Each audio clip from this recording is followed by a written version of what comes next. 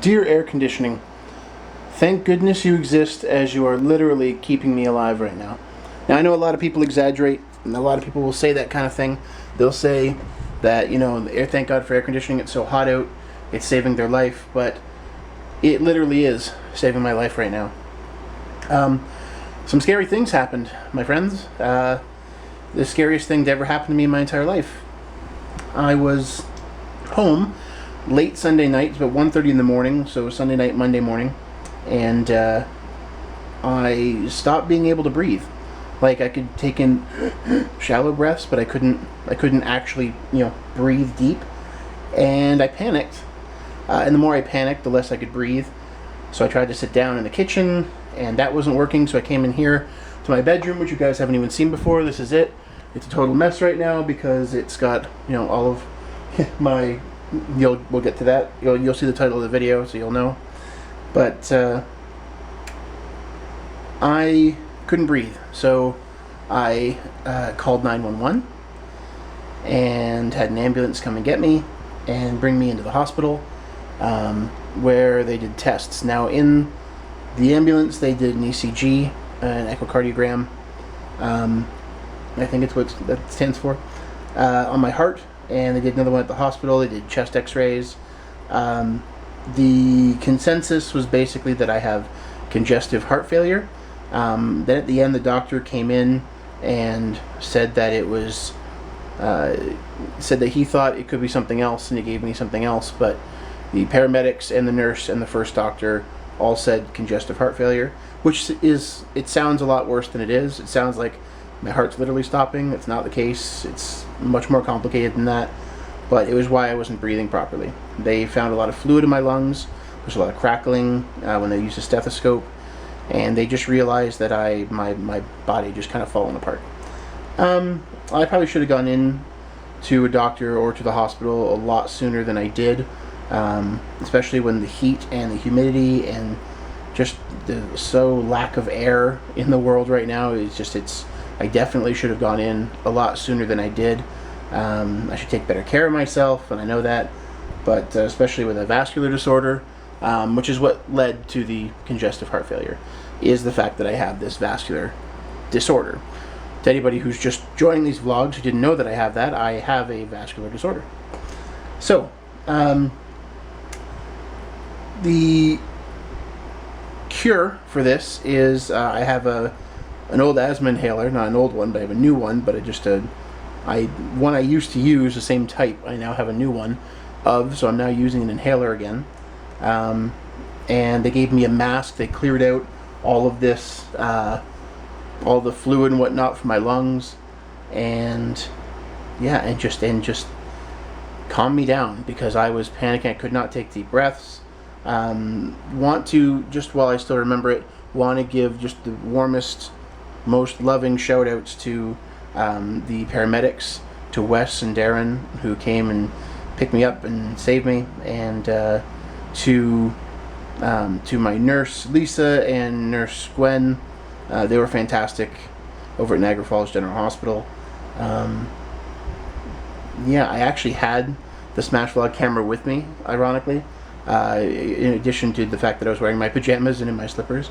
But I just couldn't bring myself to vlog. It was just such a scary low point that I kind of kept grabbing the camera and kept thinking, no, I'm not going to do that right now. So yeah, so it's been a rough few days, because that was obviously Monday morning, and now it's Wednesday night. But I am doing better.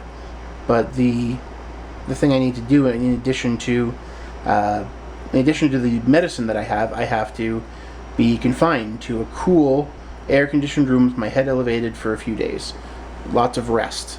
Stress-free. I need to get a lot of the stresses. I've been taking on a million jobs at once, and that hasn't really lightened a lot, but because of just how much stress I put myself under, and I'm not the healthiest guy, so obviously all that stacked up with the vascular disorder and asthma and everything else to create this perfect storm of the lemon that is my body. But I am sort of confined to my room, as it's the only air-conditioned room I have in my apartment. So I'm stuck in this room. I can't do the stairs or anything. So I've been slowly losing it for 3 days, just kind of stuck. I leave here in order to even go to the bathroom. I have to open my door, leave it open for a few minutes to cool the hallway and bathroom, and then go down there. And it's nuts. But I'm already feeling better. My lungs feel bruised, and according to the doctor and according to a couple of paramedic friends of mine, that's normal because of how much pressure was on my lungs because of the fluid. So that's kind of scary too, but it's, obviously it's normal for what happened. So that's healing up already, and I'm already feeling better there. I brought in all this healthy food to be healthier. Been eating a lot of fruits and vegetables and stuff like that, and I'm eating more greens, and just because I can't take in, there's a lot of things I can't eat anymore. A lot of things I have to just be careful of. I've been watching a lot of Netflix, and because of just how awkward it is, because of how I have to kind of sit, I don't have a lot of lay. I don't have a it's really hard for me to write or do anything like that, and my office is boiling hot right now. So Ken, my roommate, has a desk thing he's going to bring in here and set up, and I'm going to be able to kind of sit at it and bring my computer in here for the rest of my recovery, and just sort of so I can get back on my feet and writing again, because I am almost finished some scripts. We've just completed one script that needs to go into production, 2 scripts technically that are going into production, and then our bigger project is coming up as well. So we're doing a lot of pre-production, and then we're going to go through a lot of production, and then a lot of post-production. So instead of one project at a time, we've kind of taken on 3 at once, and we'll just kind of see what happens. But yeah, I will get to why I have this huge beard, an actual little blonde mustache, and the longest hair I've ever had in my life in another vlog.